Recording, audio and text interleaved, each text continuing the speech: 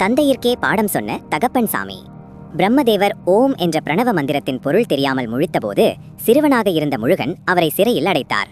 பின் தன் தந்தை சிவபெருமானுக்கே அந்த மந்திரத்தின் பொருளை குருவாக இருந்து உபதேசம் செய்தார். இதனால் இவர் சுவாமிநாதன் என்று அழைக்கப்படுகிறார். அந்த ஒரு மாம்பழம் உலகையே சுற்றிய போட்டி. நாரதர் கொண்டு வந்த ஞானப்பழத்திற்காக முருகனும் விநாயகரும் போட்டி போட்டனர். முருகன் உலகை சுற்றி வர தன் மயில் வாகனத்தில் பறந்தார். ஆனால் விநாயகரோ பெற்றோரே உலகம் என்று அவர்களை சுற்றி வந்து பழத்தை பெற்றார். இது முருகனுக்கு ஒரு பெரிய திருவிளையாடலாக அமைந்தது. பழனி மலையில் ஆண்டிக்கோலம். மாம்பழ போட்டியில் கோபித்துக்கொண்டு கையில் தண்டத்துடனும் தலையில் மொட்டையுடனும் கோவணத்துடனும் பழனி மலையில் வந்து நின்றார் முருகன். பழம் நீயே ஞானப்பழம் என்று அன்னை பார்வதி அவரை சமாதானம் செய்த இடம் இது. தெய்வீக காதல் மற்றும் திருமணம்.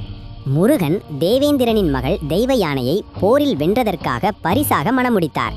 பின்னர் பூலோகத்தில் வேடர் குலத்தில் வளர்ந்த வள்ளியின் மேல் அன்பு கொண்டு பல்வேறு வேடங்கள் தரித்து வந்து அவரை தன்வசப்படுத்தி மணம் புரிந்தார். இது வீரமும் காதலும் கலந்த ஒரு காவியம்.